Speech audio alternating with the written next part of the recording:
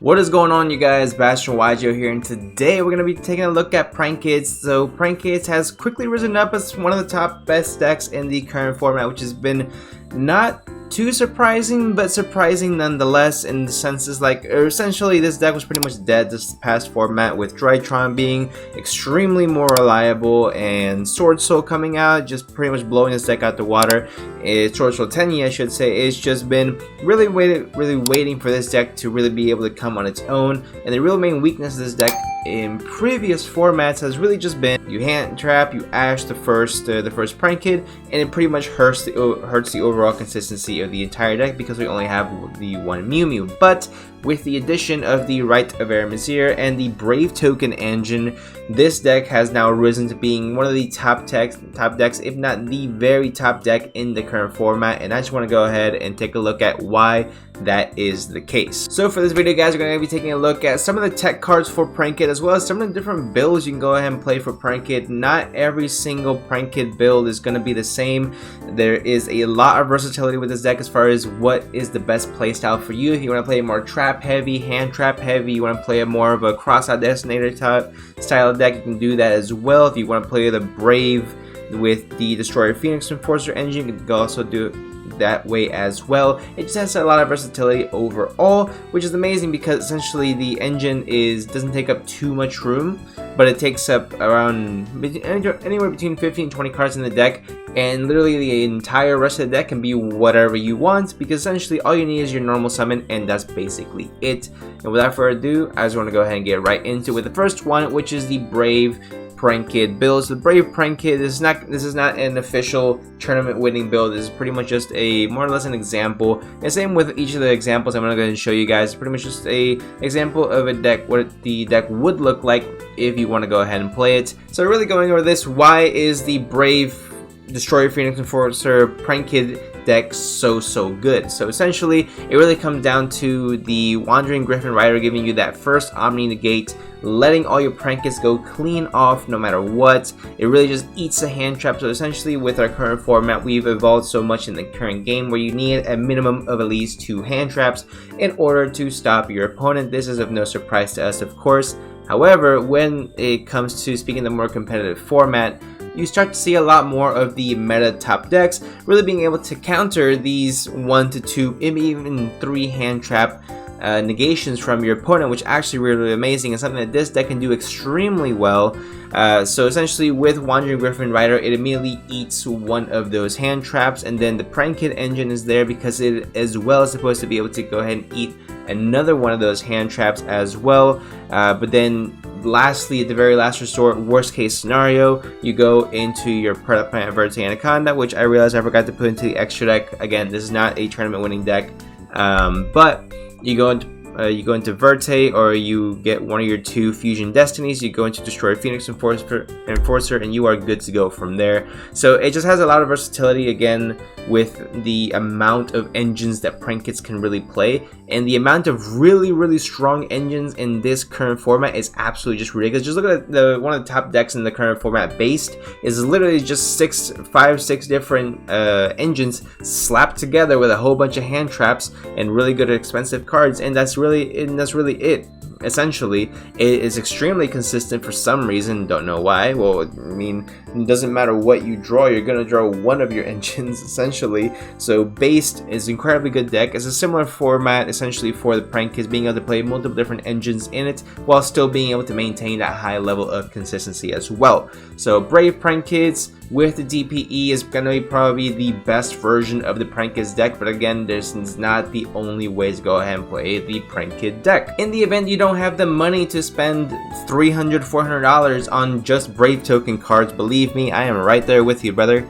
I will refuse to go ahead and do this. There are a little bit more budget options, but budget options, not just the word budget I believe has a negative stigma around it. So essentially when you are a budget player, people just naturally believe that you are not a good player or just don't have the money to buy the best cards, therefore you won't do as good. But no, essentially what budget means is that you have a limit to your budget and you can still build the best deck of your abilities as long as it meets those requirements, but it has nothing to do with your skill level or anything like that.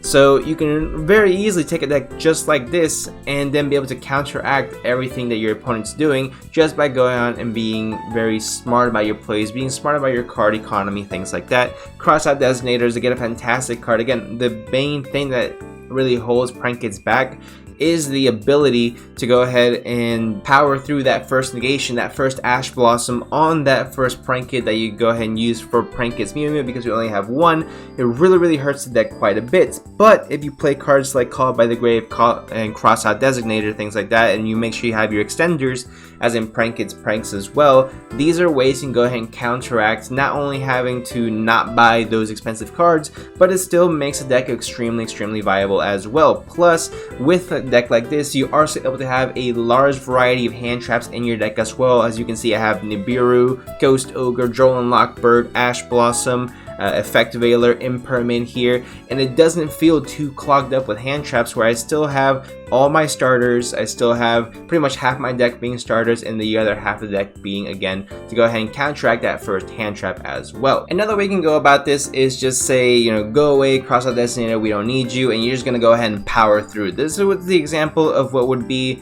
considered, I guess, a going second Prank Kids deck, which is still a viable strategy, or just a heavy hand trap focused Prank Kid deck where you are playing 5 different hand traps, again, Nibiru, Ash, Droll, Effect Veiler, Imperm, but also you are playing Triple Tactics Talent instead of the Crossout Designator, because you don't care if your opponent hand traps you, you're gonna keep going and going until you essentially have nothing left. So it's pretty much just straight gas for a little bit over half the deck, but then the other half of the deck, again, is set to stop your opponent whatever they do. So even if you do get hand trapped, you're going to be stopping your opponent no matter what. This is really amazing as well. Pretty much being half your deck being absolutely just detrimental hand traps, and the other half being absolutely just one card starters, which is absolutely amazing as well. So this is another extremely viable way to go ahead and play the Prank Kid engine if you should want to go this route as well. Again, I do not recommend playing half your deck as hand traps because it can get a little risky with the bricks. However, essentially playing high impact hand traps such as Drolan Lockbird, Ash Blossom, and cards like Nibiru, you pretty much turn enders right off the bat, really just go a long way as far as making sure that even if you get stopped, you were almost certain to go ahead and stop your opponent in turn 2, and then you'll be able to go ahead and go off on your turn 3 as well. Essentially, decks like this help slow down the game to where it doesn't matter if you get hand trapped, because at the end of the day, you have more hand traps than your opponent. So essentially, you're going to be putting out more interruptions without needing your engine. But then you also have, of course, the Prank Kids package, which is really all one card engine, so you're free to go off from there as well. Another really cool way to play Prank Kids, guys, is the Trap Prank Kid build. So this is really cool. So Prank Kids is one of the only decks that can really take full advantage of there can only be one. The only real conflict you're gonna really see is the Thunder Prank Kid along with the Prank Kids Battle Butler. It's really the only one, like I said, you're gonna be seeing only conflicting type that's gonna be with your deck. But essentially, besides that, all this you're perfectly fine. And plus, there's plenty of ways to go ahead and play around it. Just make sure that the Fancies is in your hand and you're good to go. Or have Fancies in the graveyard and play Thunder Dragon Fusion. There's so many ways to go ahead and make a deck like this extremely viable.